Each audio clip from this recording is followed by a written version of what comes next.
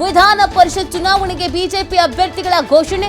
ಪರಿಷತ್ಗೆ ರಘು ಕೌಟಿಲ್ಯ ಹಾಗೂ ಲಿಂಗರಾಜ್ ಪಾಟೀಲ್ಗೆ ಟಿಕೆಟ್ ಕೊಟ್ಟಿದ್ದಾರೆ. ಬಿಜೆಪಿ ರಾಜ್ಯಾಧ್ಯಕ್ಷ ಬಿವೈ ವಿಜಯೇಂದ್ರ ಆಪ್ತ ವಲಯದ ರಘು ಕೌಟಿಲ್ಯ, ಲಿಂಗರಾಜು ಪಾಟೀಲ್ಗೆ ಬಿಜೆಪಿ ಪರಿಷತ್ನ ಟಿಕೆಟ್ ಅನ್ನ ಘೋಷಣೆ ಮಾಡಲಾಗಿದೆ. ಚುನಾವಣೆಗೆ ನಾಮಪತ್ರ ಸಲ್ಲಿಕೆಗೆ ಇವತ್ತು ಕೊನೆ ದಿನ. ರಾಜ್ಯಸಭಾ ಬಿಜೆಪಿ ಅಭ್ಯರ್ಥಿ ಪ್ರೊಫೆಸರ್ ಎಂ ನಾಗರಾಜು, ಪರಿಷತ್ನ ಬಿಜೆಪಿ ಅಭ್ಯರ್ಥಿಗಳಾದ ಲಿಂಗರಾಜ್ ಪಾಟೀಲ್, ರಘು ಕೌಟಿಲ್ಯರಿಂದ ಇವತ್ತು ನಾಮಪತ್ರ ಸಲ್ಲಿಕೆ ಆಗತ್ತೆ. ಇವತ್ತು ನಾಮಪತ್ರ ಸಲ್ಲಿಕೆಯನ್ನ ಮಾಡ್ತಾರೆ. ಆಮೇಲೆ ಇಲ್ಲೇನೋ ಅಸಮಾಧಾನ ಇನ್ನೊಂದು ಮತ್ತೊಂದು ಇಲ್ಲ. ಕೊನೆ ಹಂತದಲ್ಲಿ ಕೊನೆ ಮೂಮೆಂಟಲ್ಲಿ ಇವರು ಅಂತ ತಿಳಿಸ್ಬಿಡ್ತಾರೆ. ಸೊ ಇದೀಗ ಅನುಭವ ಇರೋರೆ, ಉತ್ತಮ ಕೆಲಸವನ್ನು ಮಾಡಿದವ್ರೆ, ಪಕ್ಷದ ಜೊತೆಗೆ ಆಮೇಲೆ RSSನ ಜೊತೆಗೆ ಒಂದೊಳ್ಳೆ ಬಾಂಡಿಂಗನ್ನು ಇಟ್ಕೊಂಡವ್ರೆ, ಪಕ್ಷ ಹೇಳ್ದ ಕೆಲಸವನ್ನು ನಿಭಾಯಿಸಿದವರು, ಜವಾಬ್ದಾರಿಯುತವಾಗಿ ನಿಭಾಯಿಸಿದವರು, ಇವ್ರುಗಳಿಗೆ ಅವಕಾಶವನ್ನು ಕೊಡಲಾಗಿದೆ. ನಾಮಪತ್ರ ಸಲ್ಲಿಕೆಯನ್ನು ಮಾಡಲಾಗತ್ತೆ. ಕೊನೆಯ ದಿನ ಆಗಿರುವಂಥ ಹಿನ್ನೆಲೆಯಲ್ಲಿ ಬಿಜೆಪಿ ಇದೀಗ ಅಭ್ಯರ್ಥಿಗಳ ಘೋಷಣೆಯನ್ನೂ ಮಾಡಿದೆ. ಇವತ್ತು ನಾಮಪತ್ರ ಸಲ್ಲಿಕೆ ಆಗತ್ತೆ.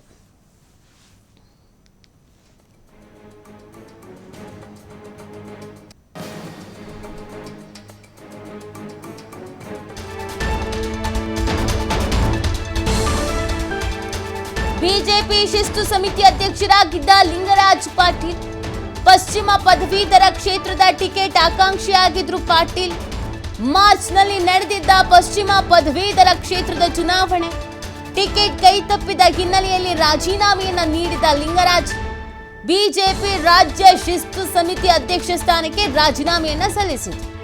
ಕಳೆದ 37 ವರ್ಷಗಳಿಂದ ಬಿಜೆಪಿಯ ನಿಷ್ಠಾವಂತ ಕಾರ್ಯಕರ್ತರಾಗಿ ಸೇವೆ ಸಲ್ಲಿಸಿದರು.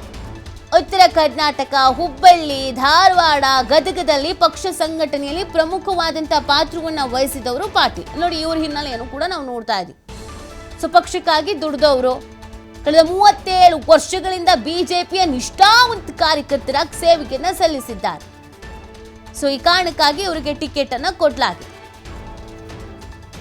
ಮಾಹಿತಿ ನೀಡ್ತಾರೆ ನಮ್ಮ ಪ್ರತಿನಿಧಿ ರಾಕೇಶ್. ಬಿಜೆಪಿಯಲ್ಲಿ ಇದು ಕಾಮನ್ನು, ಅಚ್ಚರಿಯ ಘೋಷಣೆ, ಅಚ್ಚರಿಯ ಆಯ್ಕೆ ಅಂತ. ಬಟ್ ಕೊನೆಯ ಹಂತದಲ್ಲಿ ಯಾವೆಲ್ಲ ಮಾನದಂಡದ ಮೇಲೆ ಆಯ್ಕೆ ಮಾಡಲಾಗಿದೆ ಅಂತ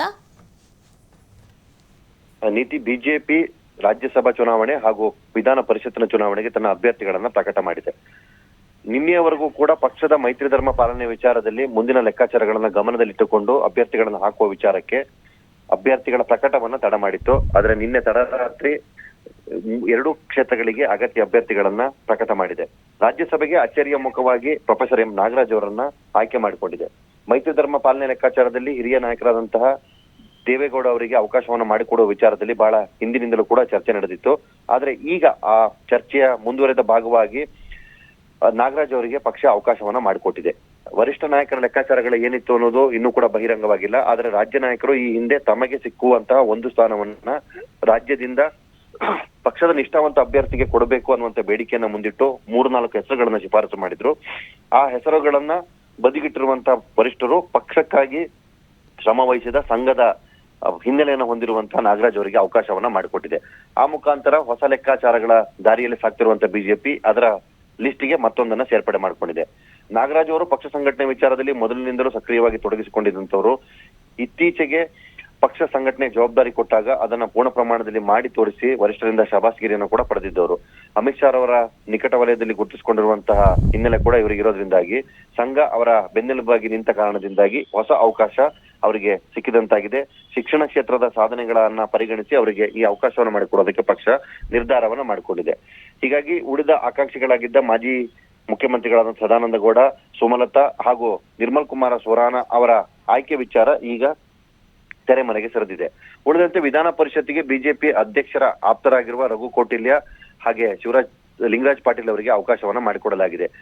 ಲಿಂಗರಾಜ್ ಪಾಟೀಲ್ ಅವರು ಬಿಜೆಪಿಯ ಶಿಸ್ತು ಸಮಿತಿಯ ಅಧ್ಯಕ್ಷರಾಗಿ ಕೆಲಸ ಮಾಡಿದ್ದವರು. ಈ ಹಿಂದೆ ಪದವೀಧರ ಕ್ಷೇತ್ರದ ಚುನಾವಣೆಯಲ್ಲಿ ತಮಗೆ ಟಿಕೆಟ್ ಸಿಗ್ಲಿಲ್ಲ ಅನ್ನುವ ಕಾರಣಕ್ಕೆ ಪಕ್ಷದ ವಿರುದ್ಧ ಅಸಮಾಧಾನ ತೋಡಿ ತಮ್ಮ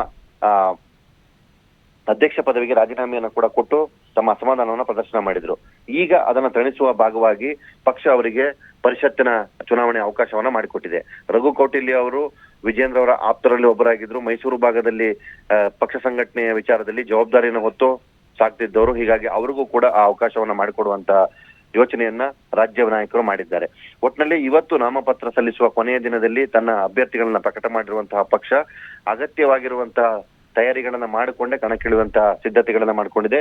ಇವತ್ತು 11 ಗಂಟೆ ಸುಮಾರಿಗೆ ಪಕ್ಷದ ಅಭ್ಯರ್ಥಿಗಳು ನಾಮಪತ್ರವನ್ನು ಸಲ್ಲಿಕೆ ಮಾಡಲಿದ್ದಾರೆ. ಇದಾದ ಬಳಿಕ ಮುಂದಿನ ಸ್ಟ್ರಾಟಜಿಯನ್ನ ಪಕ್ಷ ನಡೆಸಿಕೊಳ್ಳಲಿದೆ. ನೀತಿ. ಓಕೆ, ಥ್ಯಾಂಕ್ ಯು ರಾಕೇಶ್, ತಮ್ಮ ಡೀಟೇಲ್ಸ್ಗಾಗಿ.